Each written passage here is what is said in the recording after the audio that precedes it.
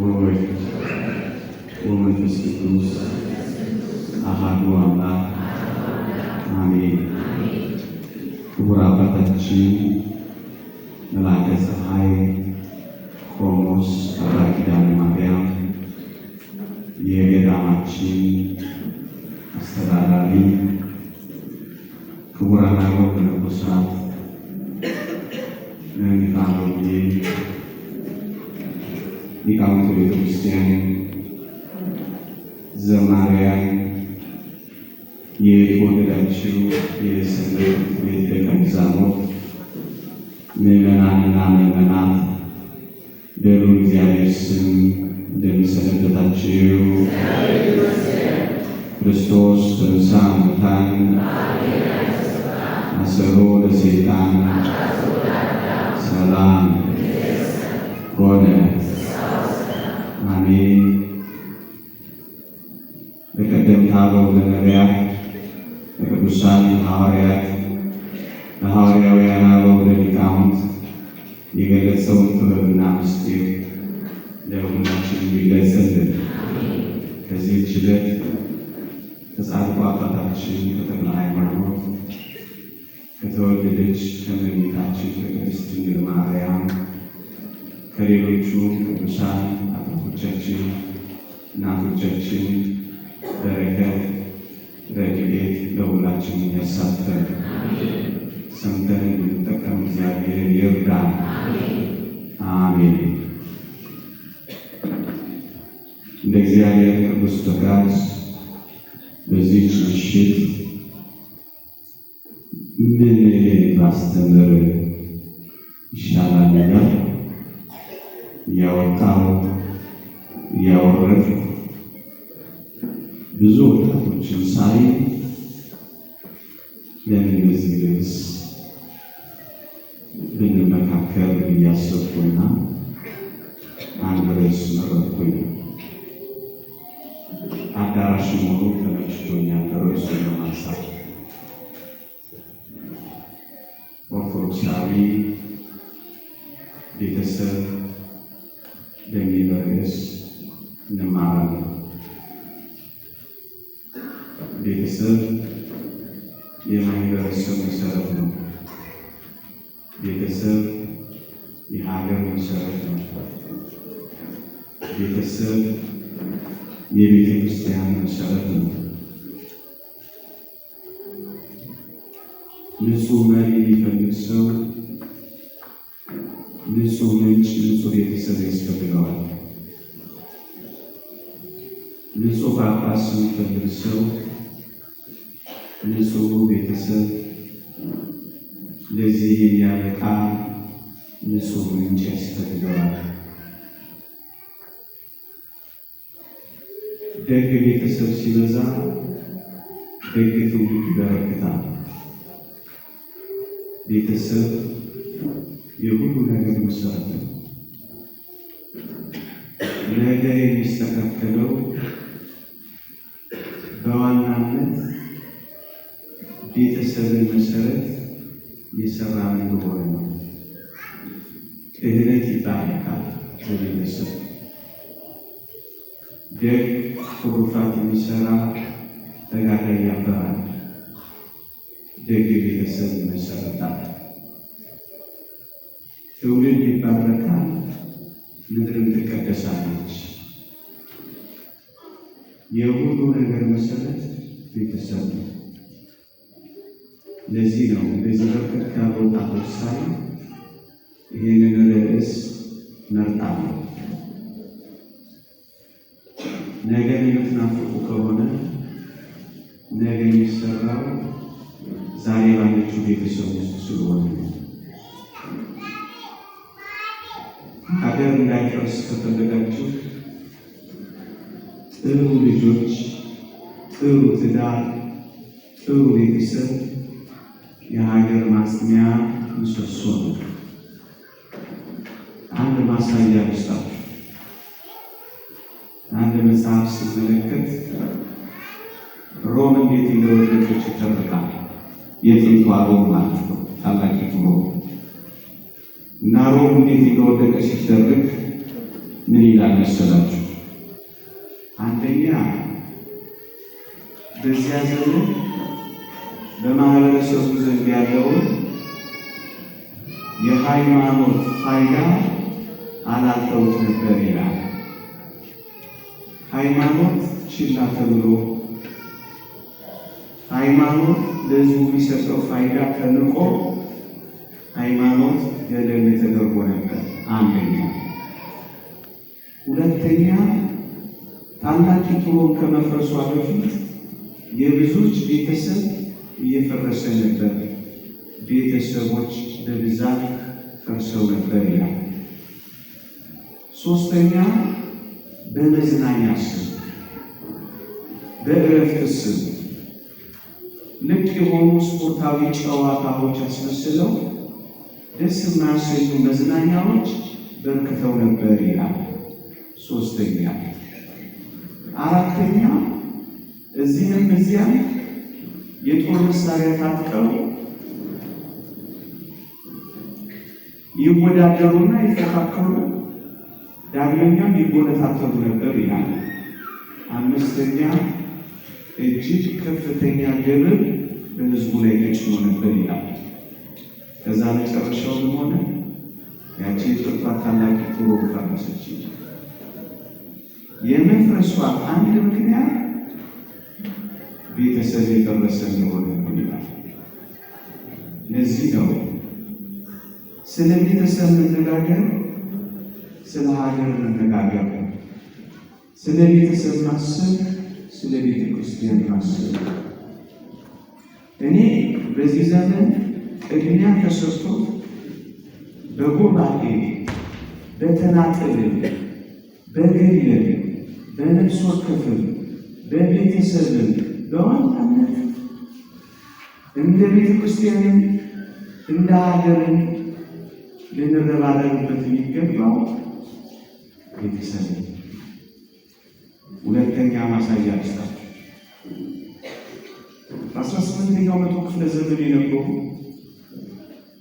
የዲያብሎስን መንግስት በምድር ላይ ለመመስረት ከሚጣደፉ ሰዎች አንዷ ኤሪክ ቤኒስ የተባለች ሴት እንዲህ ብላ ጽፋ አንብቤያለሁ። ምን ትላለች? ክርስትናን ለማጥፋት ትላለች።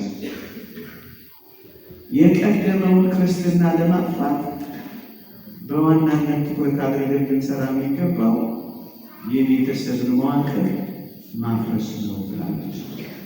ምክንያቱም ስትቀጥል ክርስትና ከትውልድ ወደ ትውልድ የሚቀጣጠለው መንፈሳዊነት ከዘመን ዘመን የሚሻገረው በቤተሰብ አማካኝነት ስለሆነ ቤተሰብን ያፈረስን ከሆነ ክርስትና በምድር ላይ እንዳይኖር እናደርገዋለን ትላለች። የቀድሞውን ክርስትና ለማፍረስ አሁን ያለውን ቤተሰብ መደረስ ወስዷል። ማሳያዎቹ ሁሉ እንሰጣችሁ። ለምን ይመስላችኋል? የወንድ ለወንድ ተመሳሳይ ጾታ ጋብቻዎች፣ የሴት ለሴት ተመሳሳይ ጾታ ጋብቻዎች፣ ሴታዊነት ወይም ፌሚኒስት የሚባሉ ርዕዮተ ዓለሞች በዓለማችን ላይ በጣም የሚቀነቀኑት ለምን ይመስላችኋል? ይሄንን ትልቅ ሕዝብን የሚመራ ሀገርን የሚሰራ ትውልድን የሚፈጥር እሱን ገደል ለማድረግ ይፈልጋል። መረን የወጣ ቁጥጥር የለሽ እርባና ቢስ ትውልድ ይፈልጋል። ስለዚህ ቤተሰብን ማጥቃት የመጀመሪያ ዓላማቸው ነው። ታዲያ ይህ ከሆነ እኛ ስለ ቤተሰብ መነጋገር አይገባም?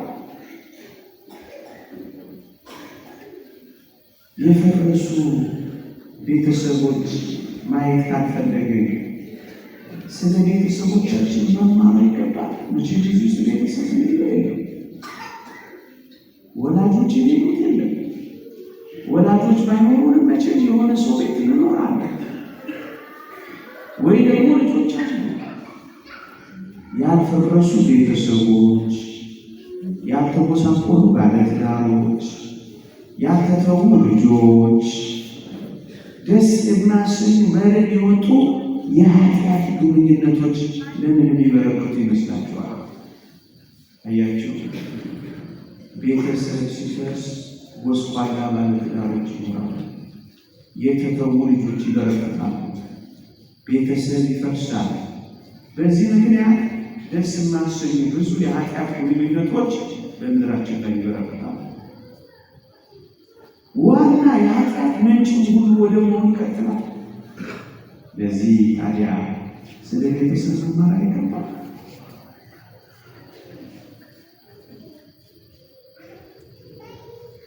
እንደ መግቢያ ከዚህ ቀጥሎ ያለው ቃል በብሉይ ኪዳን በታላቂቱ ሮማውያን በአይሁድ ቀኝ ገዢዎች በሮማውያን በሐዲስ ኪዳን ቤተሰብ ምስረታ ደግሞ ጋብቻ ምን ይመስል እንደነበረ መጀመሪያ ጥቂት ላሳያችሁ።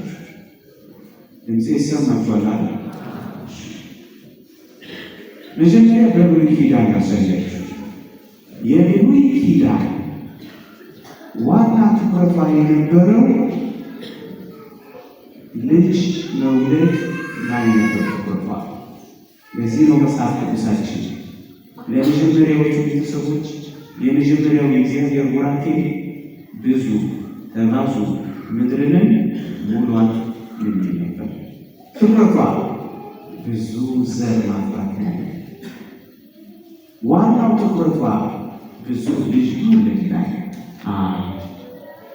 ሌላስ ብሉይ ኪዳን ይህንን የሚያሳዩ ነገሮች ማሳየት ይቻላል። ለምሳሌ ባልና ሚስት ተጋብተው ባል የሞተ ከሆነ የባል ዘመዶች ሚስትየውን ያገቡና ዘር ይተኩ ነበር። ዋርሳ የሚባል ስርዓት ነበር። ለምን መሰረት?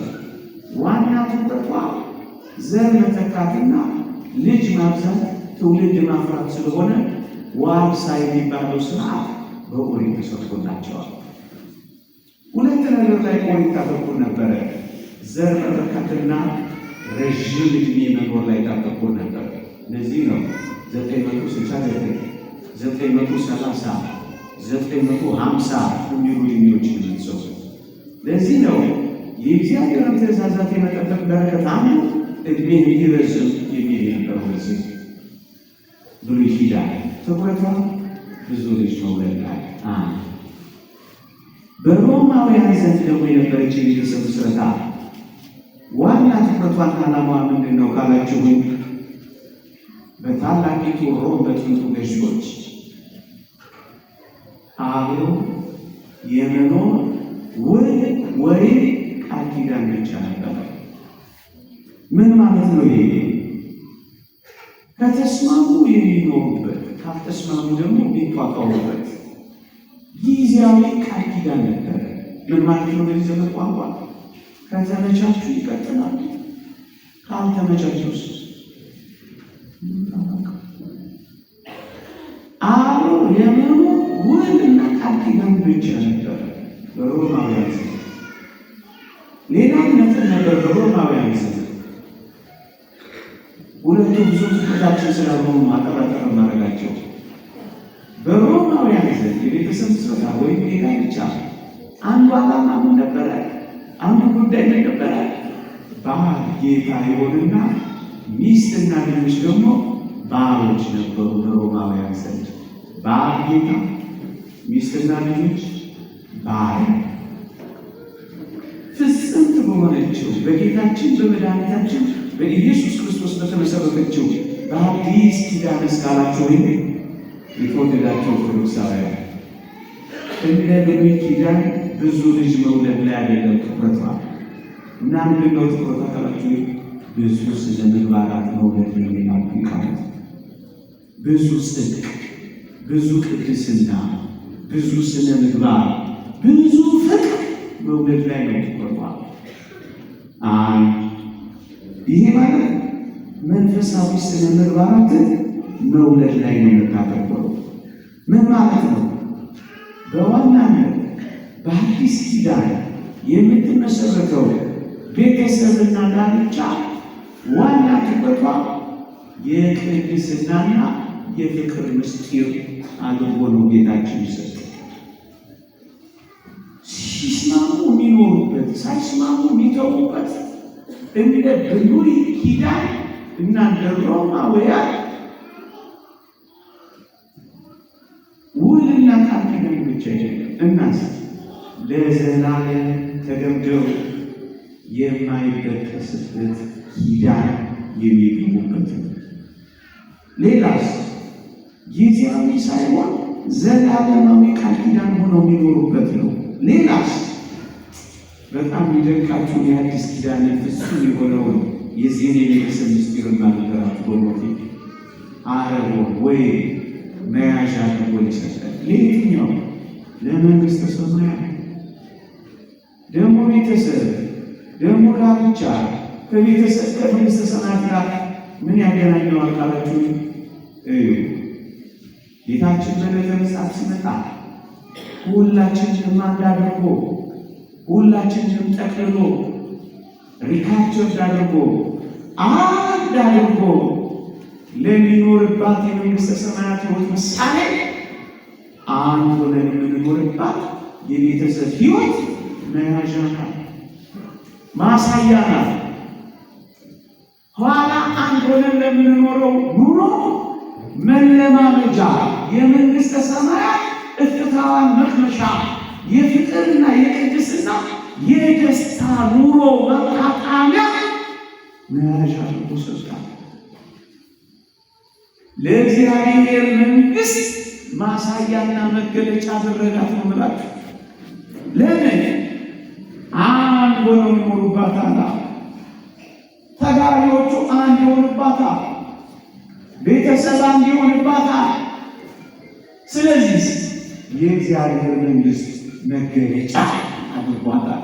አረቦን መያዣ ቅምሻ ያቋደሱ መንኩስና እስከዚህ ጋር ይገናኛል። በአዲስ ኪዳን ለምን ይመስላችኋል መንኩስና በሰፊው የተስፋፋው? ምናኔ በሰፊው የተስፋፋው ለምን ይመስላችኋል? የብቸኝነት ሕይወት በሰፊው የተስፋፋው ለምን ይመስላችኋል? በመንግሥተ ሰማያት ሳናገባ ያለ ጋብቻ ለምንኖረው አዲስ ሕይወት ይሄ ደግሞ መለማመጃ ነው።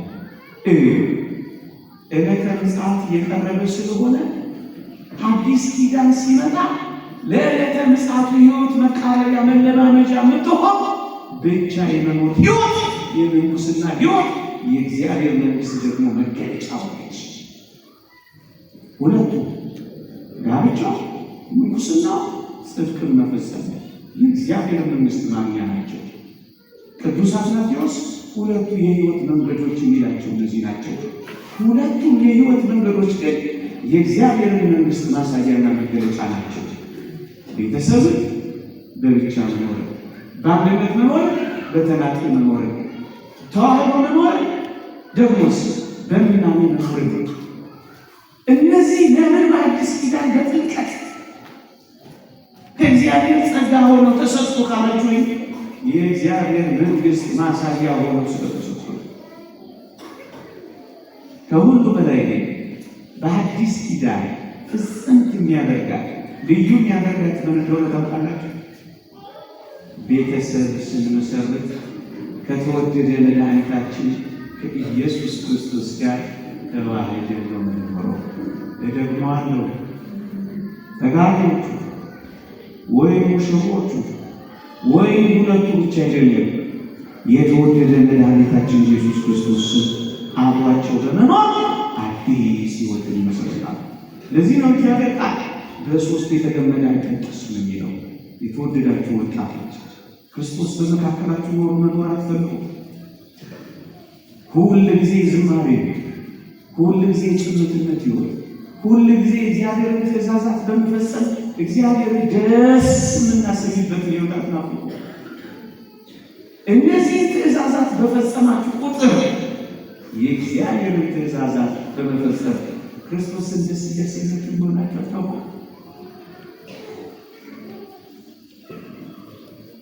ሊቆጣጠሩ ስል ይላል የሰማችሁ ትንሽ ሊሞቃችሁ ስሙ። ሊቆጣጠሩስ እንዲህ ይላል ቶርቱሊያን በሞቴ ሲሆን እንዲህ ይላል ቤተ ክርስቲያን በቅዱስ ቁርባን መስዋዕት አንድ የምትሆንበትና የምትበረታበትን በበረከት ማይተብ የምትባረክበትን መላእክት የሚያመስሉትንና እግዚአብሔር አብ የሚያሰጠው የዚህ ጋብቻ ደስታ እንዴት ነው ልናገረው ይችላል? ሁለት አማኞች የሚያደርጉት ጥንድ ምንኛ የተዋሃደ ነው። እነዚህ ጥንዶች የሚጋሩት አንድ እምነት፣ አንድ ቃል ኪዳን፣ አንድ ሕይወት መንገድንና አንድ እግዚአብሔርን አገልግሎት ነው። ሁለቱም የአንድ አባት ልጆች ናቸው። ሁለቱም ደግሞ አገልጋዮች ናቸው። የመንፈስ ክፍፍል ወይም ሥጋ የለም። እነርሱ በእውነት በአንድ ሥጋ ውስጥ ያሉ ሁለት ሰዎች ናቸው። እነርሱ አብረው ይጸልያሉ፣ እነርሱ አብረው ይሰራሉ፣ እነርሱ አብረው ይጾማሉ። አንዳቸው ለአንዳቸው አንዳቸው የሚሸሽጉት ነገር የላቸው። እርስ በርሳቸው አይደባበቁም። አንዳቸው ለአንዳቸው ሸክም አይሆኑም። አንዳቸው ለአንዳቸው ወደብ እንጂ ወጀብ አይሆኑም። እነርሱ በነፃነት የታመሙትን የተቸገሩትን ይጠይቃሉ። ያለምንም ጭንቀት መባ ያቀርባሉ። መስዋዕታቸውንም ያለምንም ጥርጥር ይሰዋሉ። የየዕለቱ ሥራዎቻቸውን ያለምንም ተግዳሮት ያከናውናሉ። ኢየሱስ ክርስቶስ እነዚህ ሥራዎች ሲመለከትና ሲያደምጥ ሐሴት ስለሚያደርግ ለእነዚህ የትዳር አጋሮች ሰላምን ይልክላቸዋል። እነዚህ ሁለቱ ባሉበት ቦታ ላይ ሁሉ ክርስቶስ አለ። ክርስቶስ ባለበት ቦታ ላይ ደግሞ ለክፉ ለዲያብሎስ ቦታ የለውም ይላል። ይህችን ቤተሰብ መመስረት አትፈልጉ። ክርስቶስ ተዋህዶባት የሚኖረውን ከተማ ማየት አትፈልጉ። ትንሿ የእግዚአብሔር መንግሥት መገለጫ ያልኳችሁ ይችላል። ይህን እንደ መግቢያ ያዙና ታዲያ ዓላማው ምንድን ነው? በአዲስ ኪዳን የቤተሰብ ምስረታ የምንጋባበት ዓላማችን ምንድን ነው? ይህን አስከፍዬ አቀርባለሁ። እኔ አይደለም የማቀርበው፣ በረከቱ ትደርብንና ሊቁ ቅዱስ ዮሐንስ አፈወርቅ እንዲህ አለ። ስሙት፣ ጋብቻ የተመሰረተው ለሴሰኝነት ወይ ለዝሙት ሳይሆን በንጽህና ለመኖር ነው። ቅዱስ ጳውሎስ የተናገረውን አድምጡት። ነገር ግን ስለ ዝሙት ጠንቅ ይላል። ጋብቻ የተመሰረተባቸው ሁለት ዓላማዎች አሉ። እነርሱ ንጽህና ለመጠበቅና ዘር ለመተካት ናቸው። ከእነዚህ ከሁለቱ ግን ንጽህናን መጠበቅ ቀዳሚውን ስፍራ ይወስዳል ይላል። ዓላማው ምንድን ነው? ንጽህናን መጠበቅ። ዓላማው ምንድን ነው? በቅድስና መኖር። ዓላማው ምንድን ነው? ከእግዚአብሔር ጋር ተዋህዶ ለመኖር መወሰን። ሁለት ዓላማዎች አሉ። ቀዳሚውን ስፍራ ግን የሚወስደው ንጽህናን መጠበቅ ነው። ለምን? ቅዱስ ጳውሎስን ያለውን አብነት አድርጎ ያመጣል። ምን የሚለው? ስለ ዝሙት ጠንቅ ለእያንዳንዱ ለራሱ ሚስት ትኑር። ስለ ዝሙት ጠንቅ ለእያንዳንዲቱ ለራሷ ባል ይኑራት የሚለው እና ያመለክታል።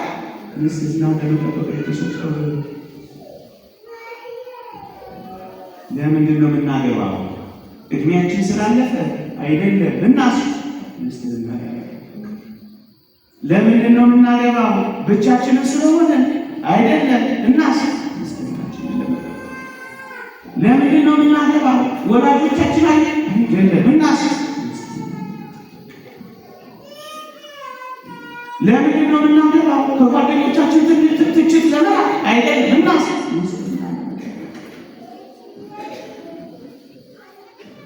ለምንድን ነው የምናገባው?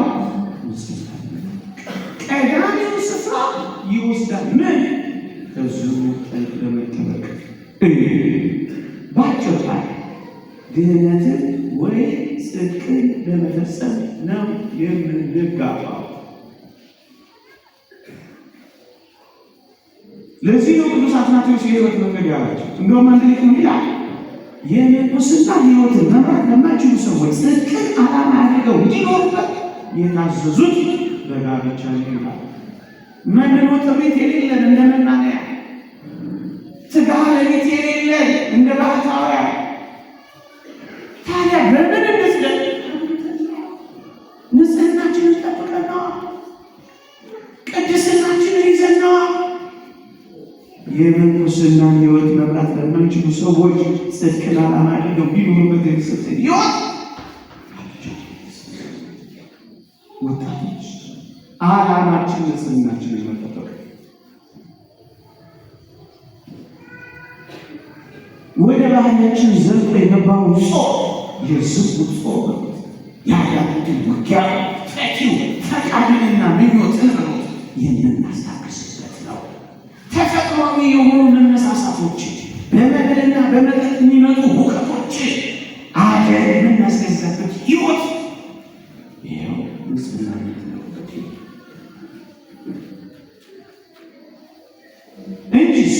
እንጂማ መጽሐፍ ቅዱስ እንዲህ አላለ። ልጅ ለመውለድ ብትፈልጉ አግቡ አላለ።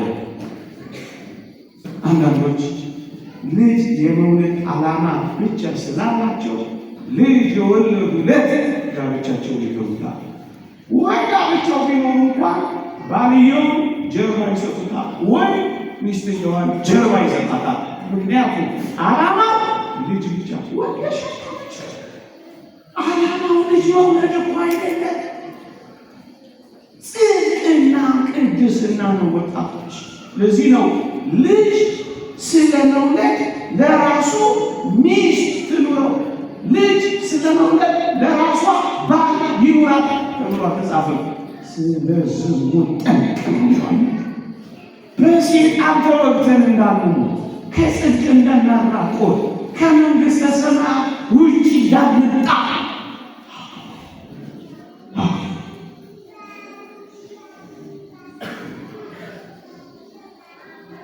እንደውም እግዚአብሔር እንድንጋባ የጠየቀን የብዙ ልጆች አባት እንድንሆን አይደለም። እሱ ሌላኛው ዓላማ ነው።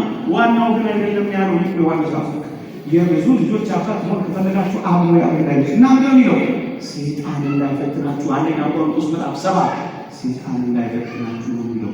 አይታችሁ በላ ጠጣ፣ ስለዚህ እሳት ለቀቅበት፣ ስለዚህ ይሄን እንዴት ላስታስታል አክሊያ ኢየሱስ ያርጓው የሚለው ባለ የሚሸመት መሰለው እንደጋቱ ዋራ መጣበታል ድል ካለ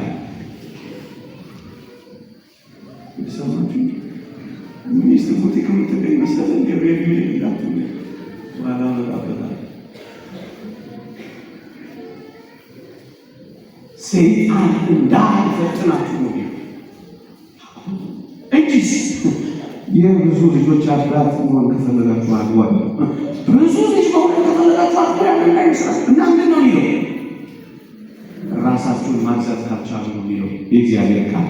ራሳቸውን መግዛት ባይችሉ ያግቡ ይላል። አንደኛ ቆሮንቶስ ምዕራፍ 7 ካልቻለ አያችሁ፣ ራስን ላለመግዛት ከጽድቅ ስለሚያወጣ በሴጣን መፈተን ከቅድስና ስለሚያራቁ ምን እንዲኖር ጽድቅንና ድህነትን ፍጹም እንድናደርግ ወጣቶች።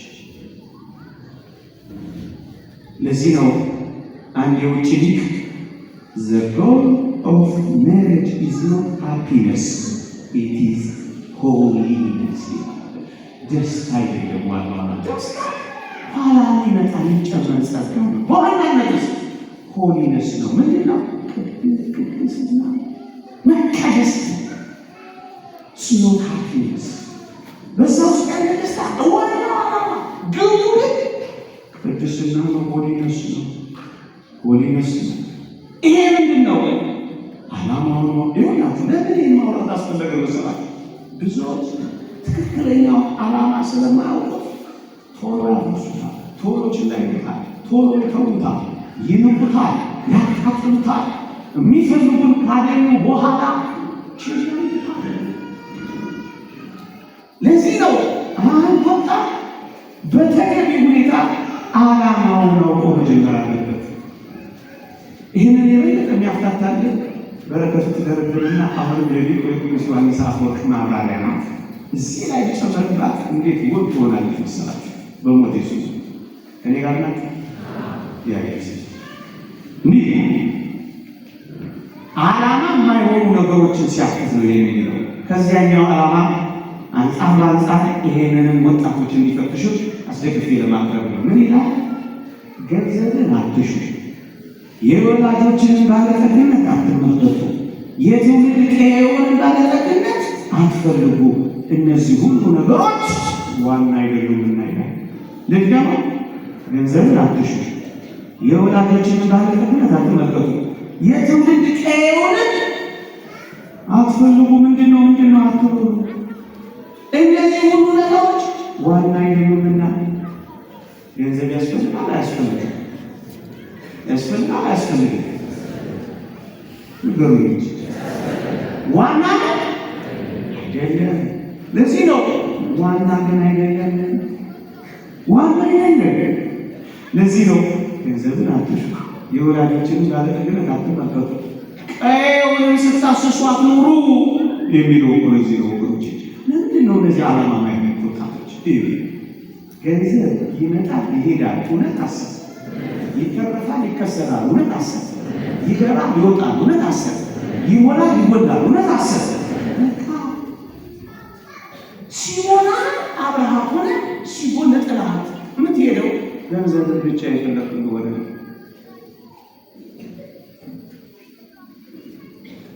ገንዘብን ብቻ ትኩረት ያደረገ ሰው ከዕለታት አንድ ቀን ገንዘቡ የታጣቀ ትዳሩን ማጣቱ አይቀሬ ነው። ምክንያቱም ዓላማው ገንዘብ ነው። ለዚህ ነው ገንዘብ የማይደረገው። ለዚህ ነው ገንዘብ ትኩረት የማይደረገው። እግዚአብሔር ከባረከው፣ እግዚአብሔር ከሰጠው ካየው አይናቅም፣ ችላ ይባል ይሰየው። ግንስ ዋና ነገር እየሰማት ዋና ነገር ወገኖች፣ ብዙ ሰዎች የሚፈተኑት በዚህ የሚበቃ አደራችሁ ወጣቶች ጭንቃስቱ የእምነት ኮርሳችንን የአመት ልብሳችንን ካለ ይበቃል። ምን ይለናል? እኔ አይደለም የምንለው ቅዱስ ጳውሎስ ነው። ይበቃናል። አንደኛ። ሁለተኛ፣ በዚህ ሕይወት ውስጥ ልጆቹን የሚያኖረው እግዚአብሔር ብቻ እንደሆነ ማወቅ አስፈላጊ ነው። የእግዚአብሔር ቃል መኖሪያ የዘላለም አምላክ ነው የሚለው። መኖሪያችን አምላካችን እግዚአብሔር በጣም ብዙዎች ገንዘብን ምክንያት አድርገው ገብተው ምስኪኖች ሆነው ወጥተዋል። ወገኖች ቀና ብለው ገብተው ስብር ብለው ወጥተዋል። ውብ ሆነው ገብተው ባለማግያት ሆነው ወጥተዋል። ደስታቸውን የገንዘብ ሀብትና የህንፃ ክልል ውስጥ ሲፈልጉ ሳቃቸውን አጥተውታል። እናውቃለን። ገንዘብ በመጣ ቁጥር ጸባያቸው እየተቀየረ ገንዘባቸው ሲደረጅ ብዙ ሚስቶች እያደራጁ ብዙዎች ልጆቻቸውን ሚስታቸውን ባላቸውን ማሳሰቦች ሆነዋል። ሸሚዝ እንደሚቀየር ሚስት እየቀየሩ፣ የመኪና ጎማ እንደሚቀየር ባል እየቀየሩ፣ የጓዳና የሳሎን ሚስት እያዘጋጁ አያችሁ። ጸባቸውን እየቀየሩ ደስታቸውን እያጠፋው ይሄዳል። ደስታቸውን የሚፈልጉት ከኪሳቸው ወይም ደግሞ ከገቢያቸው ውስጥ የሆነ በጣም አሳዛኞች ይኖራሉ። የልደታ ሰሞን ደሞዝ ሲመጣ ሳቂታዎች 20 ምናምን ሲገባ አኩራፊዎች ሆነው ይቀርቃሉ። አያችሁ ወጣት። በዚህ ነው ገንዘብ ሳይሆን ንጽህና ነው ትኩረት የሚደረገው። እንደውም ያምሳወሩ ይላል ከትዳር አጋራችሁ ማለት ያለባችሁ ንጽሐ ነፍስ፣ ፈሪሃ እግዚአብሔር፣ ደግሞስ ልባምነትና ደግነት ነው። ገንዘብን አይደለም። እናስ ንጽህና የንጽህና ባለጠግነት ፈልግ ይሁን ለጽድቅ ያበቃኛል ወይ? መንግሥተ ሰማያት ያገባኛል ወይ? ከክርስቶስ ጋር ያዋደኛል ወይ? እንዲሁ ወይም ስላትሽ ትለኛለች ወይ? ቤተ መቅደስ ስገሰግስ አብራኝ ትሄዳለች ወይ? ለጸሎት ስቆም ታግዘኛለች ወይ? ልባምነት አላት ወይ? እግዚአብሔር ትፈራለች ወይ? ገንዘብሽ ተጭናጭ ነው፣ ወጪ ገቢ ነው፣ አስራት ከሳቢ ነው። ዋና ጉዳይ ያስፈልጋል። አዎ፣ ግንስ ዋና ጉዳይ አገራችሁ በዚህ ሕይወት ውስጥ ምትኖሩ ቤተሰቦቻችሁን ችላ ብላችሁ አገራችሁን ገንዘብ ላይ ብቻ እንዳትተኙ። ገንዘባችሁን ስትሰበስቡ ልጆቻችሁን እንዳታጡ። ህንፃ ስትገነቡ ቤተሰባችሁን ህንፃ እንዳታፈርሱ። ያ አዲስ አበባ ባለጸጋ የተናገረው ልንገራችሁ። እኔ ህንፃዬን ገንብቼ ስጨርስ ልጆቼ ፈርሰው ጠበቁኛል። ምን ያደርግልሃል? ምን ያደርግልሃል? ብቻውን መቃብር ቤት የሆነ ህንፃ፣ ቀዝቃዛ ቤት የሆነ ህንፃ፣ ልጆች በሐሽሽ የሚመቱበት ህንፃ ምን ያደርግልሃል? አንተ ማታያቸው የተለያያችሁበት አብራችሁ ማትደሰቱባቸው ጋርደኖች ምን ያደርግልሃል? ይልቅስ መልካም የልብ መልካምነት፣ የህይወት ደግነት እግዚአብሔር ነፋ ንጽሕና ነው። እሱን ፈልጊ፣ እሱን ፈልግ፣ እሱን ፈልግ፣ ገንዘብን አይደለም። የወላጆችን ባለጠግነት አትመልከት። ምን አይነት ናቸው ባሉ አንተ ይሄና ምንድን ነው የሚባለው? የብረት መስጊያ የብረት መስጊያ የሆነ አረታችን ብዙ ጊዜ ተባሉ ማርቂያው ላይ የሳጠናቱ እንኳን መሆናቸው ማለት ለገንዘብ ብቻ የሰጡ ምን ማለት ነው? ልጆቻቸውን የቸረቸሩ ገንዘብ ለማግኘት ሲሉ እንደዚህ ናታ። ገንዘብ አይደለም ትኩረቱ። እናት ንጽሕና፣ ፈሪሃ እግዚአብሔር፣ ልባምነትንና ደግነትን ከትዳር አጋራችሁ ፈልጉበት። ምን ማለት ነው? ንጽሕና፣ ቅድስና ገንዘብ ናቸው። ደግነስ የወላጆቹንም ቀይ አትመልከቱ። ይሄ እንደዚህ ዘመን እንግዲህ ቅዱስ ማንሳት በዘመን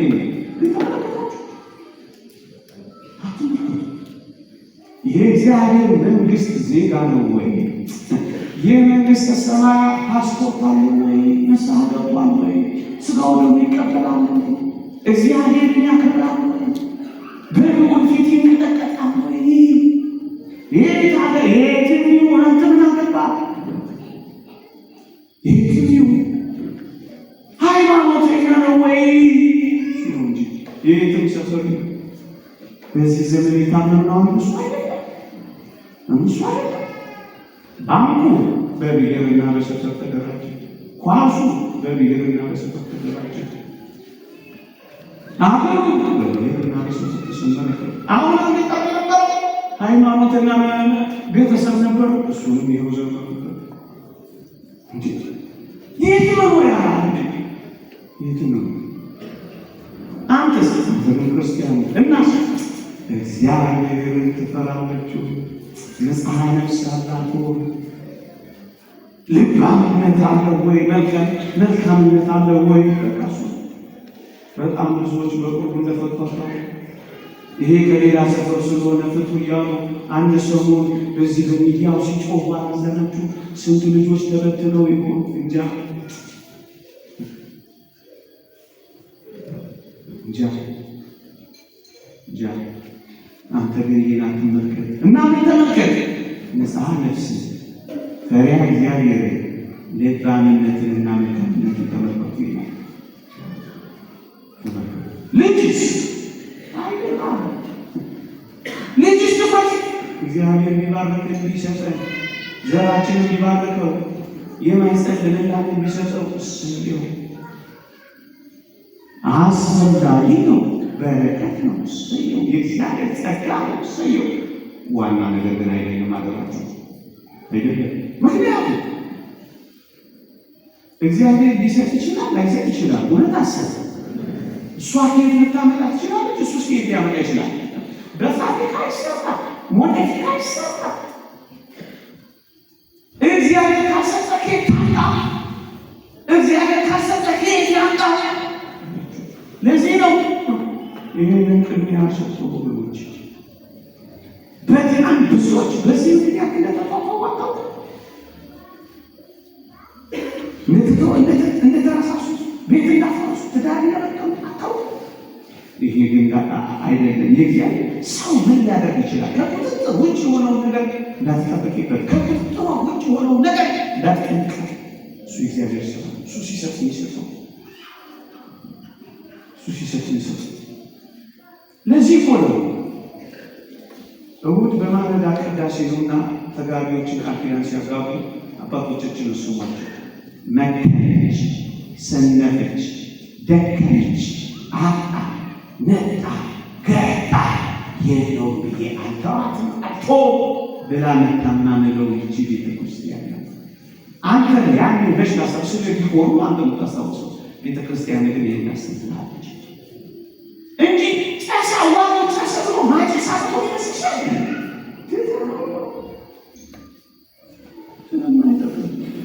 እንኳን ለሰማኝ ነው ብሎ ስለማይጠ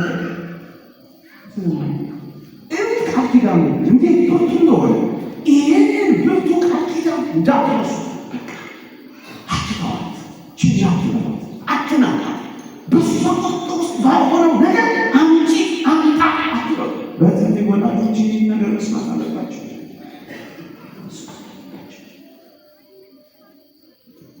ሌሎች ውበትስ ቢኖር ጥሩ ነው፣ ጥሩ ነው። ምን ነው ዝማ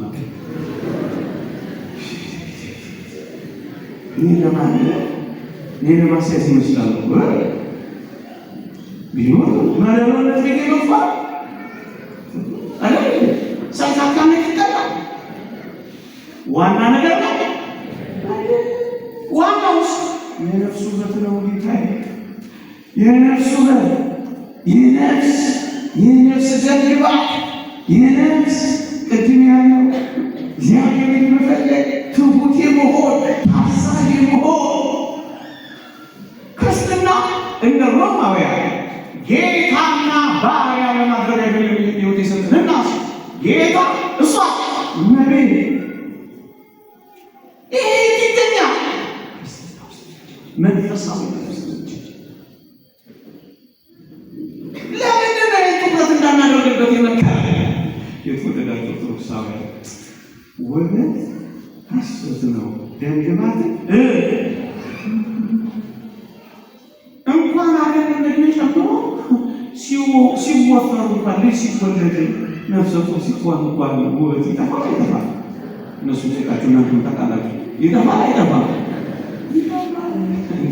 ለዚህ እኮ ነው አንዳንድ ባሮች የወለደች ሚስታቸውን በቁጡ እንዳትታረስ መከራ ያበባል። ስንታትን ይጠጥታለች ዛሬ ያሉ ፊክ ያደረግ እንዳትወፍርባቸው መከራ ሆኑ። ውበትም ሐሰት ነው። ደም ግባትም ከንቱ ነው። እውነት ሐሰት በሽታ ይመጣል። ያ ጊዜ ምንቶኝ ነው። እውነት ሐሰት ፀሐይ በወጣ ጊዜ አይተወለደ እሱን ብቻ ከፈለ አላፊ አግዳሚው ስታሰስ አንዳንድማ ወጣቶች አሁን ትተው ይሆናል። ይሄ ባለፉት ዘመናት የፊልም አክተር ለማግባት መከራቸው እንዲሆን ነበሩ። አይቻልም። እንደዚህ አይነት ያበደ ፍቅር አይስም። ሰው መሆን ወደ መሬት ይሆን የሚሆን ነገር ማሰብ ሁላፍ ያስፈልጋል። ግንስ ዋናው ነገር ምንድን ነው?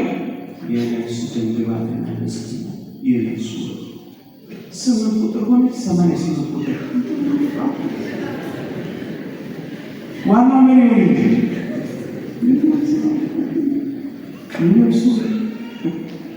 እሱ ነው የሚመክሩን አባቶች። እስኪ ዮሐንስ አፈወርቅ የመሰለውና ለምሳሌ ይጠይቃል። ንብ ናት ወይስ ዝንብ ናት? በጣም ቆንጆ አይታችሁ ተቆም አዋሳ ምን ወጣችሁ? ምንድን ነው ዝንብ ናት። ንብና ምስሉ የገፉች ያለች መብረሩ እንኳን ማታውቃ አይታችኋት መስሎኝ ዝንብስ ናተናት ሚስኪን የሆነች ሞዴል ነው የምትመስለው።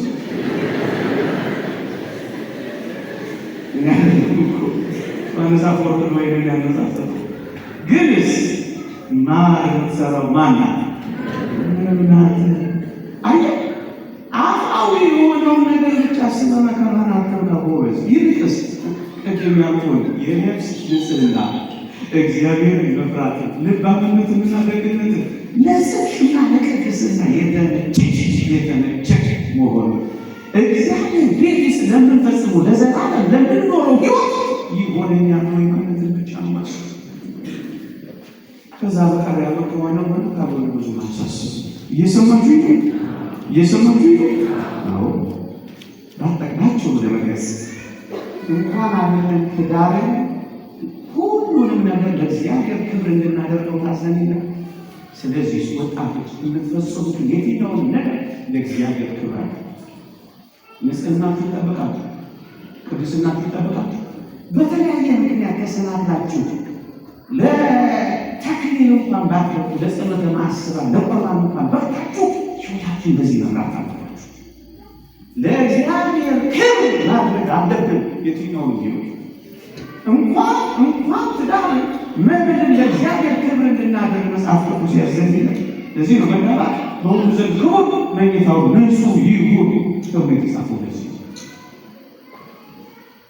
አንደኛ መግቢያውን ተርክላችኋለሁ። ሁለተኛ ዓላማውን አስምቻችኋለሁ። ሶስተኛ እዚህ ሕይወት ውስጥ ስንገባ አረዳዳችን ምንድን ነው ሊሆን የሚገባው? እንዴት የምንገንዘበው? እንዴት የምንረዳው? እሱን ደግሞ ቀጥዬ እነግራችኋለሁ። ከኔ ጋር ናት። ልቀጥል ይበቃል።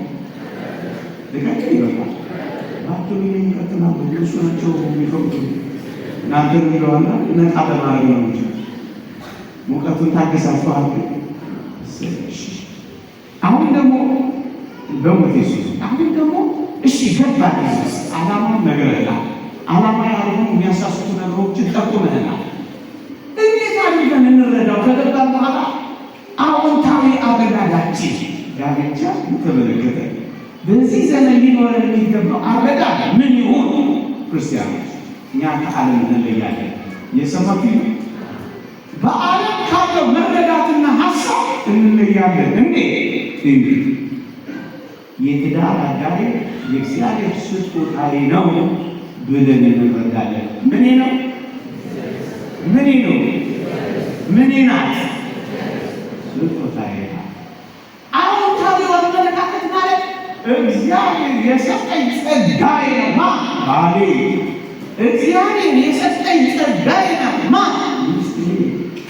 የእግዚአብሔር የሕይወት አጋሬና ረዳቴ ናት። ይሄ አዎንታዊ አመለካከት ነው። ይሄ ካለ ምን እንደምታስከትል ታውቃለህ? ፍቅር እንዳስከትላለ። ለምን? የእግዚአብሔር ስጦታ የሕይወት አጋሬ ናት። የእግዚአብሔር ስጦታ የሕይወት አጋር ሽተዋ። ስለዚህ ፍቅርን፣ እንክብካቤ፣ ራስን መስጠት፣ መጠወተ ርዕስ ይከተለዋል። አረዳዳችን ይሄ ነው የሚገባው። ሰምታችሁኛል? በቃ የእግዚአብሔር ጸጋ ነው። የእግዚአብሔር ስጦታ ነው። ስለዚህ ትንከባከባታለህ። ጸጋ ናታ፣ ስጦታ ናታ፣ ትንከባከባታለህ። አረዳዱ ለምንድን ነው የማወራው?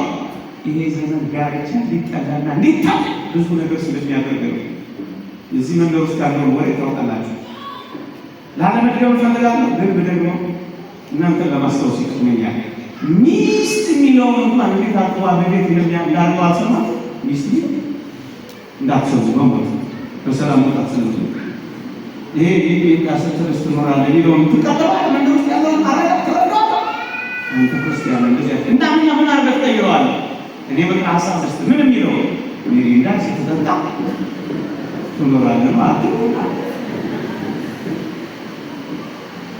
እንዳናስብ ነው ብላችሁ ይሄን እንደው ዝም ብዬ ጨመርኩት እንጂ ይሄ አይደለም ማረዳዳችን። እናስ የእግዚአብሔር ስጦታ ነው የሚሰጠኝ። እግዚአብሔር ለምን የማገኘው እግዚአብሔር እንደዚህ ጠግቼ እጄ ላይ የሚሰጠኝ ጸጋ ብለን ከተረዳ ነው አፍቃሪ ነው የምንሆነው፣ ተንከባካቢ ነው የምንሆነው፣ ራስን ነው የምንሰጠው። ፍቅር ለዘውትር አይወድም። አፍቃሪዎች ነው የምንሆነው። መጨበጥ እንወደዋለን። መጨበጥ አናቋረጥ። ዘመን ያረጅ ማናረጅ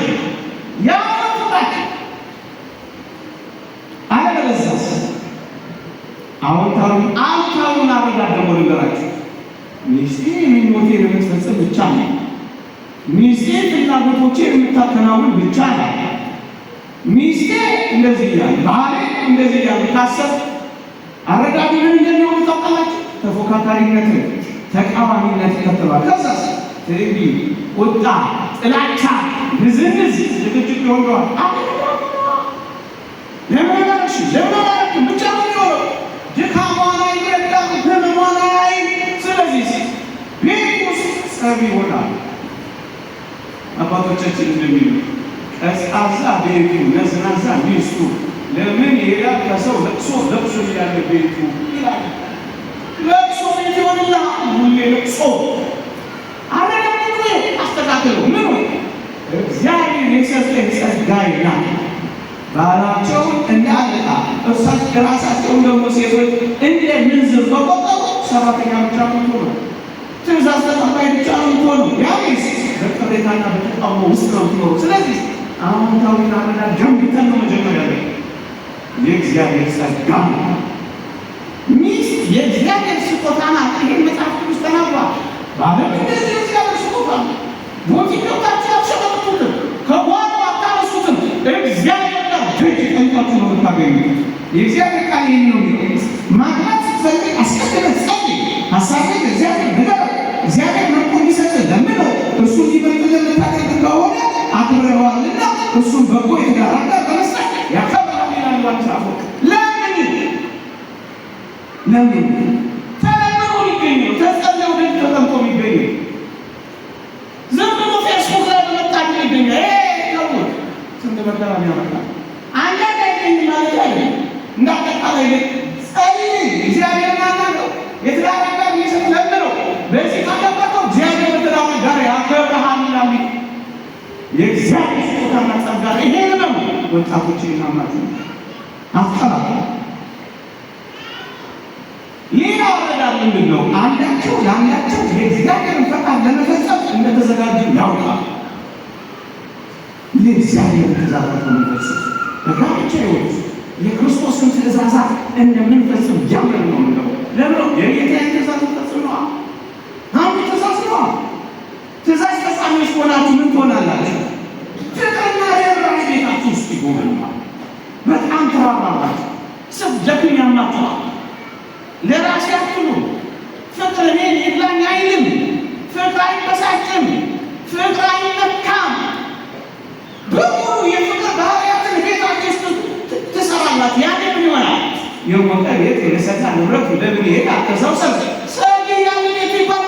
ሰርግ ቤት ነው የሚሆነው። አንዴ ቤት ከለቅሶ ቤትነት ወደ ሰርግ ቤትነት መቀየር ትችላለች። አረዳድሽ ነው የሚሆነው። አቲቲዩድ ይሄ እሱ ነው ምነግራችሁ። አንዱ ለአንዱ መስዋዕት ለመሆን ይዘጋጃል። በደንብ መስዋዕት ለመሆን ይዘጋጃል። ክፉን ወደ መልካም ይቀይራል። በጎ ያስባል። ለቁጣ ይታገሳል። ለክፉ ደግሞ ደግ ይሆናል። ሲታመም ይንከባከባል። ይሄ ኦርቶዶክሳውያን የኢትዮጵያ አባቶችና እናቶች የኖሩበት ሕይወት ነው። አስደናቂ ታሪኮችን ብነግራችሁ ደስ ይለኛል። በጣም አስደናቂ ታሪኮችን ብነግራችሁ ባለፈው ሰምቻለሁ። ባዶ ምሳ ሳህን ይዘና አባት ለልጆቹ ምርጥ ምሳ ሳህን ቋጥሮ ጠቅጥቆ ልኮ አጅሬ በጥቁር ፌስታል ባዶ ምሳ ሳህን ይዞ መስሪያ ቤት ይሄዳል እና በላሲ ጣይ ቆይ ብዬ ነው ነበር አይደል? ከዛ አውቶ ምሳ ሳህን ይዞ እነሱ ቤት ወርደድ ይላል። እነሱ ይነዳል፣ ይቃጠላል። እሱ ደግሞ ይሄዳል ለእነሱ ሰርቪስ ያዘጋጃል። ሕይወቷ ይነዳል። መስዋዕትነት ይከፍላል። ብዙ እናቶቻችን የውጇቸውን ተመልክቷቸው ዛሬ ያማረብን በእናቶቻችን የእግር መንቀጥቀጥ፣ የእናቶቻችን የእጅ መቃጠልና መሻከር ነው። ይሄ ነው ኢትዮጵያውያን ያለው ሀገራችን። ይሄን ወጣቶች ይሄን አራነት መጠበቅ ሲደክሙ እየታገሱ ሲያወጡ እየጸለዩ መለያ ሱባኤ ነው እኮ ትዳራቸውን የሚያቆዩ ላፍንጫ ይወጣል ሚሉ እንዳይመስልሽ። ይሄ ወጣቱ አጉር ዘመናዊ ነው። 10 ዓመት ተሰልፎ እንዳይመስልሽ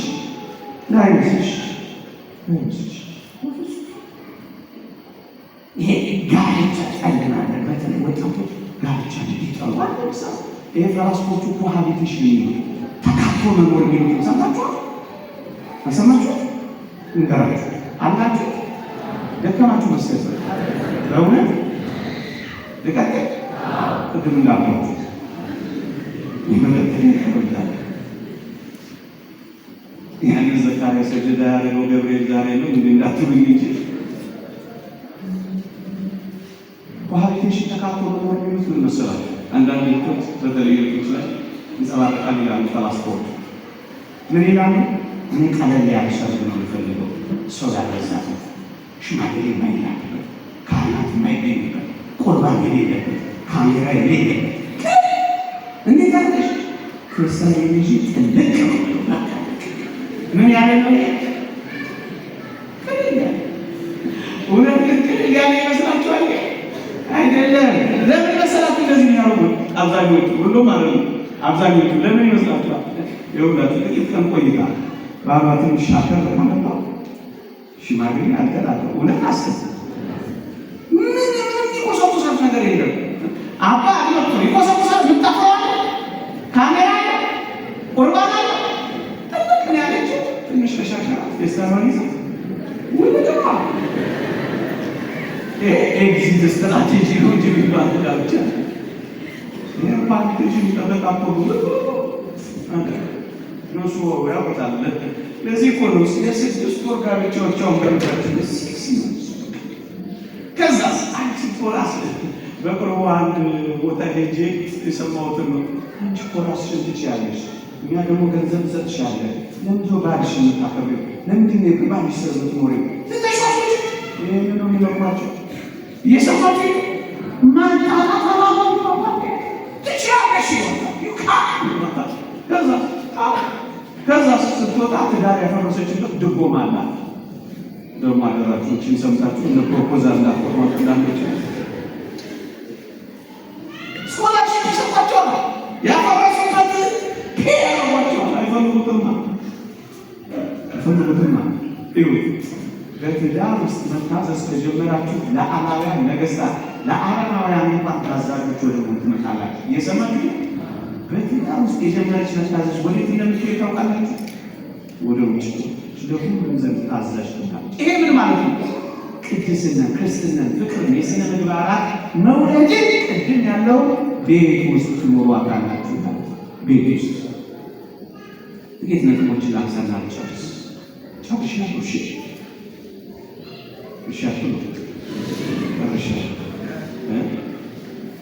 ጨርሻለሁ። ጨርሻለሁ። ምን ምንድን ነው? በተለይ ወጣቶች ትኩረት ያደረጉ ጥቂት ነገሮችን ተናገር ይላል። አንደኛ ዋና ቅድሚያ ልንሰጠው የሚገባ በዚህ በቤተሰብ ምስረታ የሃይማኖት አንድነት ነው። የምን አንድነት? እንዴት እንደምንፈጽመው አንድነት ሶስት ነጥቦችን ነገር ያልፋል። የሃይማኖት አንድነት በሃይማኖት ትክክል ነው። ይሄን ይላል መጽሐፍ ቅዱስ። አዎ ይላል መጽሐፍ ቅዱስ። ምን ይላል? ሴት ባሏ በሕይወት ሳለ በሕግ የታሰረች ነው። ባሏ ቢሞት ግን የወደደችው ልታገባ ነፃነት አላት ይላል። እዩሱ ባሏ በሕይወት ካለ በባል ሚስቱ በሕይወት ካለች በሚስት የታሰረ ነው ይልና ባሏ ቢሞት ግን የወደደችው ታግባ።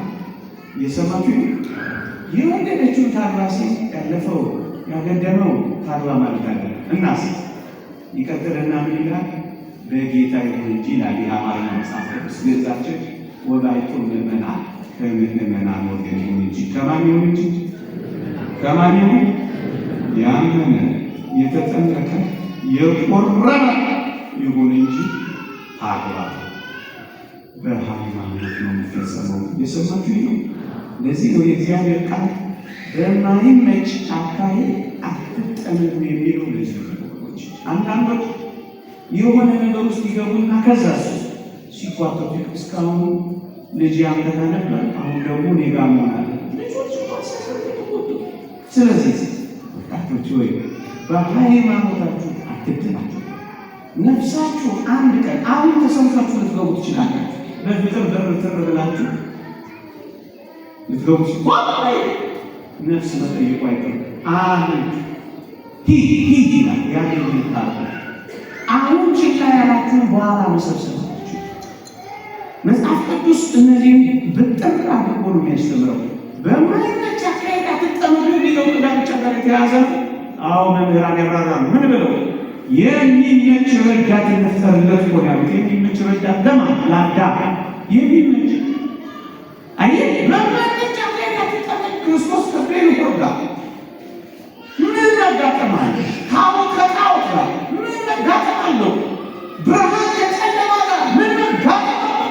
መከራቱ ክርስቶስ አንድ እንደሆነ እመኑኝ። የክርስቶስ መገኛ መንገድ አንድ ብቻ ነው። ስምና እንደ መሰቆትና የቀጠለች መንትያ አምሳያ ተከራካሪ ተፎካካሪ ተመጣጣሪ ሌላ አንድ ብቻ ነው። ሌላውስ ጸላዊ ገብረ ዘንተ ጠላት ይህንን አደረገ።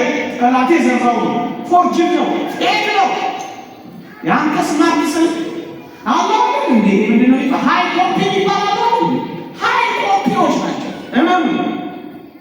ውሸት አንድ ጌታ አንድ ሃይማኖት አንድ ጥንቀት እንዳለ መጽሐፍ ቅዱስ ከነገረ ይሄ ሁሉ ከተፈበረከ ካል ሴጣን ይህንን አደረገ።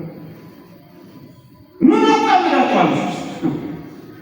የቆም ልጆች ዲና የነበራትን አዛባዊ ምን እንዳደረገ ሰማችሁ? እርግጥ በውስጡ ተንኮል ቢኖር አዛባዊ ነው። እሷ እግዚአብሔር ወገና ምን አሉ?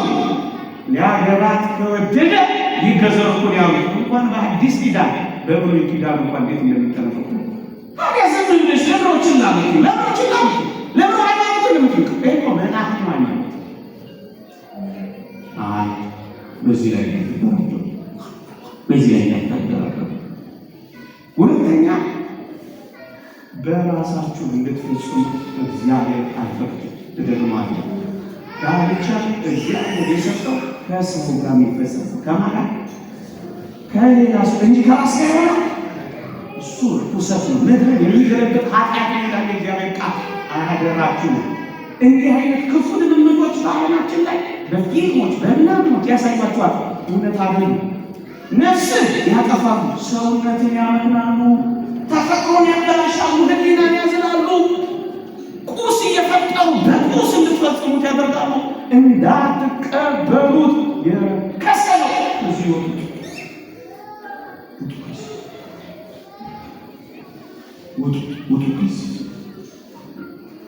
በራሳችን እንዲፈጸም አላለ። ከሰው ጋር ያው ወንድ ከሆነ ከሴት ጋር፣ ሴት ከሆነ ከወንድ ጋር ተፈጥሮ ባላስተምራቸው ይህንን ነው ሁለተኛው ማሳሰብ የሚፈልግ። ሌላው ይህን ቤተሰብ መመሰረተው በጽኑ አንድነት እስከ መጨረሻው ድረስ ነው። እስከ ህቀታ ድረስ እስከ ሞት ድረስ እንጂ በፈረቃ ይሆን እየሰማችሁ በፈረቃ ይሆን የሆነ ጊዜ ሞቅ ይለና ከዛስ ይታቋም ከዛስ ተባብሎ ደግሞ እንደገና ቻት የት እንደገና ይወጣል። ፈረቃ ላይ ሰማይ እንጂ ተጋብቻ ነው እየሰማችሁ ወቅት እየጠበቁ አይደለም። የዘላለም አንድነት ነው የምትፈጽሙት። ወቅት እየጠበቃችሁ እንድትገናኙ፣ ወቅት እየጠበቃችሁ ደግሞ ሲደብራችሁ እየተለያያችሁ ደግሞ አይደለም። አንድ የማይፈታሱ የማይፈታስ ድንቅ ወቅት እየጠበቁ እንደ አንዳንድ እንስሳት አሉ። ወቅት እየጠበቁ ሊገናኙ ይደርሷል።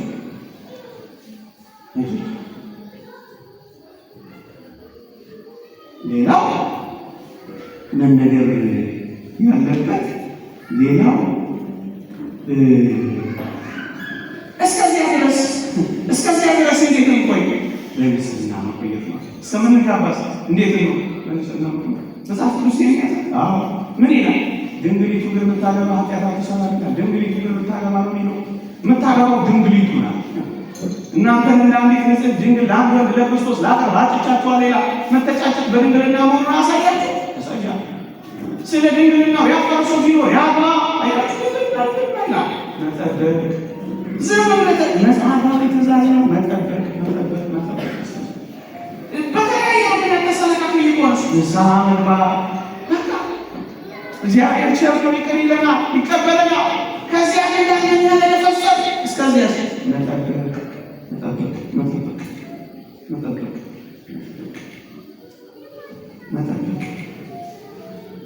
እርግጥ ሰፊ ነገር ነው። መቼ ላግባሽ፣ መቼ ጮኛ ሊያዝ፣ መቼ ላግባ ሊቀጠር ዶክተር ወይ የሚጠየቅናቸው ሰንበት ትምህርት ቤት እያለ መቼ እናግባ፣ መቼ እንጫላቸው እሳቸው በዚህ ጊዜ ላገባችን ያለው ነገር ስትዘጋጅ መንፈሳዊ ዝግጅት ይፈልጋለች። ኢኮኖሚያዊ ያክል ዝግጅት ያስፈልጋል። ቀደም ያልኳቸው የዕለት ቁርስ የዓመት ልብስ ዝግጅት ሲሆን እጅግ የተቀማጠባል ይሄ ዝግጅት ሲሆን ማህበራዊ ህይወትን መንፈሳዊ ህይወትን ያስተዳድራል። ገንዘብን ያስተዳድራል። መንፈሳዊ ገንዘብ ማህበራዊ ህይወትን ያስተዳድራል። ብዙ ጊዜ በትዳር ውስጥ የሚመጡ ሳንሳዎች እንደዚህ ናቸው። ማህበራዊ ህይወትን ካለማስተዳደር የተነሳ ቤተሰብ ለቤተሰብ እንኳን ይጋጫል። ይሄን አቅም እንድናዳበር እንድንደርስ ይጠበቃል። በዚህ እውቀት መማር አለባችሁ። በዚህ ጉዳይ የተጻፉ መጻሕፍትን ማንበብ አለባችሁ። ለዚህ ህይወት የሚነበሩ ትምህርቶችን ወጣቶች አነፍነፋችሁ መስማት አለባችሁ። ህይወታችሁ እንዳጠርፏል ጣውቃ መግባትን ማስቆም ችሉት በዚህ ምክንያት አለበለዚያ ወላጅና ተዋሉ ድሮ ነው። አሁን አይደለም። ልክ እንደተጋቡ መጥተው ሲያው እንጀራ ጋግራለች ለካ ሙሽሪ እንጀራዋ አይኔ እና ምን አመጣው እንደው እንደዚህ ቻይ እንኳን የምታቀም እንጀራዋ አይኔ ነው። አሁን ከዚህ ሻቱ ቃል አሁን ታቴ ጋር ወይስ እዚህ ተቀመጣለች? አሁን እንጀራዋ አይኔ ስለዚህ ነው የተዳራ ይወጣል። እኛ ሊጠሩ ታርገት እንዲታረን አይኔ እናውጣለት ነበር ወጋ ወጋ እያደረገ ሰው እንደሚያቀርበው ጣጣ ሲገባ ለወላጆቻችሁ ባላችሁ ታማኝነትና ለትዳር አጋራችሁና ለትዳር ሕይወታችሁ ባላችሁ አቃፊነት መካከል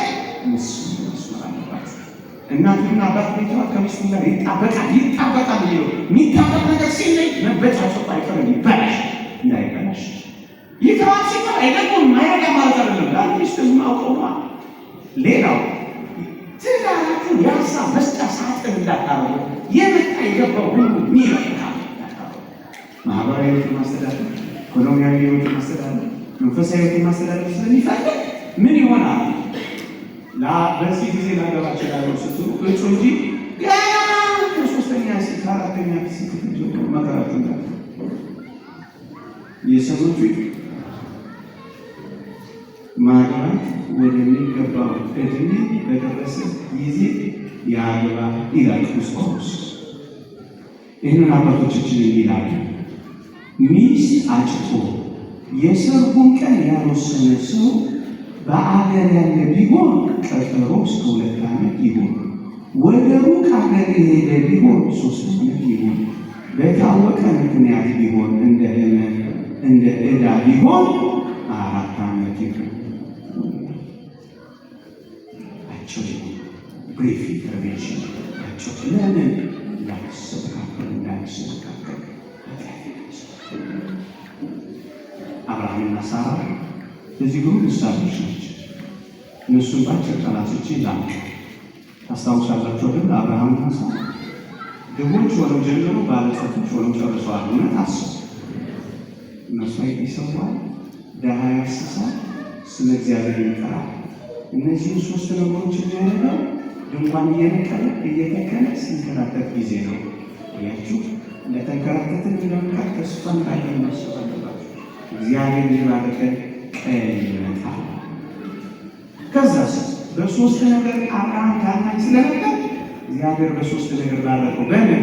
በከብት መንጋ፣ በወርቅ፣ በብር ባረከው ይላል።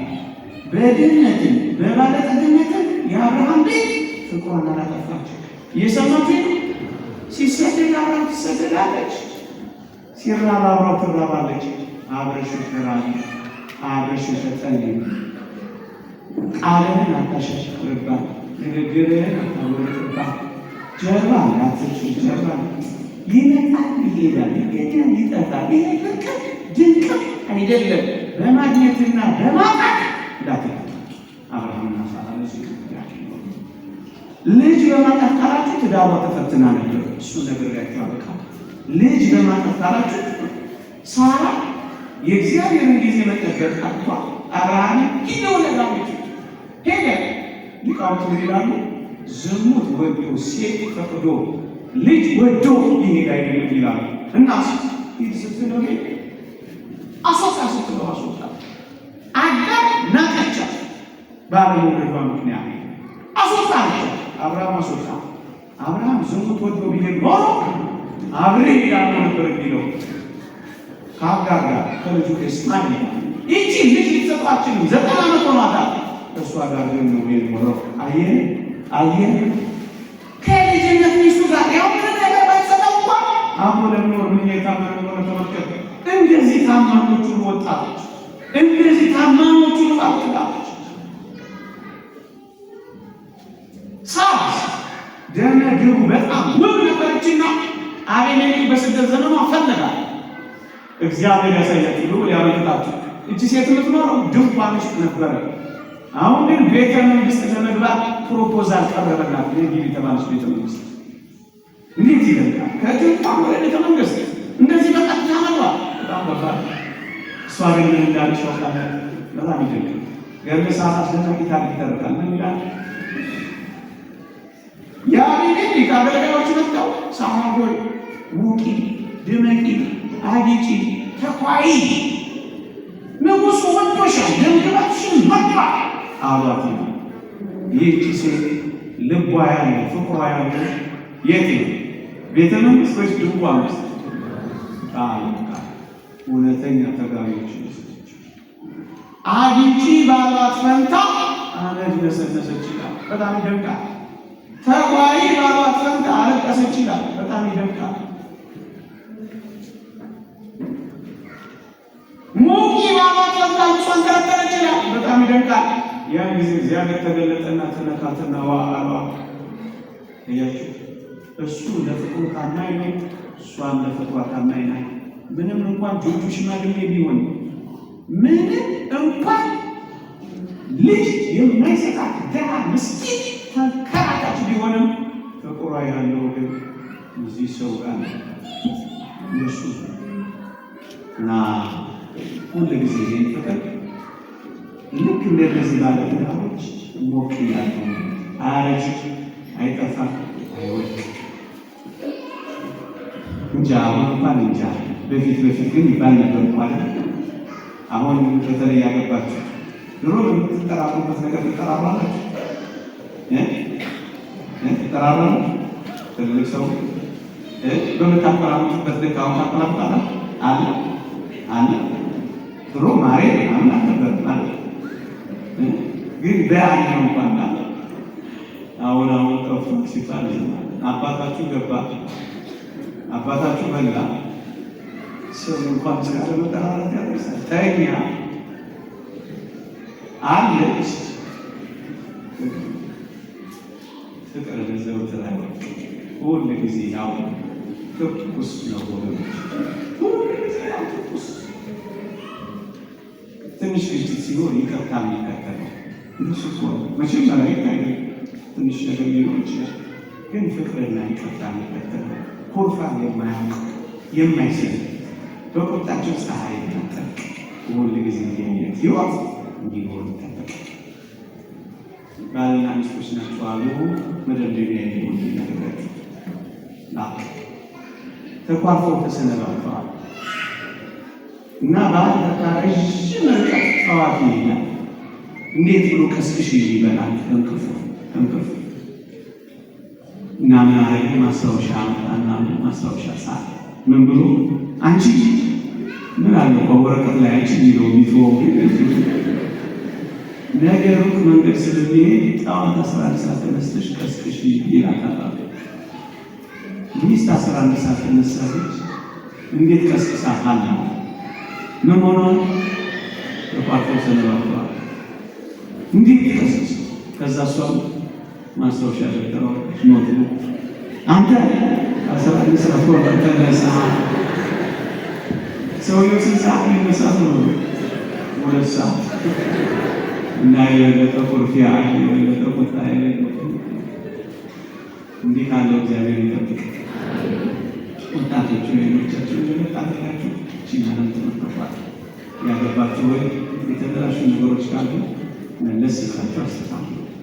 እኛ ክርስቲያን የሆነው እንኳን የባልን ጥቂት ዓመት እንኳን የሚስትን ጥቂት ዓመት ላለመሻቀቁ የአላውያንን ጡጫ የአረማውያንን ርግጫ ለመሸሸግ ስለሆነ የሚስትን ጥቂት ዓመት የባልን ጥቂት ዓመት ታግሶ ቢያጠፉ እንኳን ጉድለት ቢኖር እንኳን በፍቅር እየተንከባከቡ መኖር እንዲመጡ ይቆያል።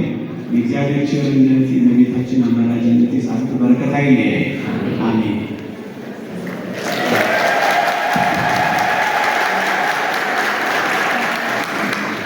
ያስተማረን የመከረን ቅዱሳን አባቶቻችን አምላክ የእኛም አምላክ ስሙ የተመሰገነ ይሁን። ስሙ የተመሰገነ ይሁን። ባላችሁበት ለጥቂት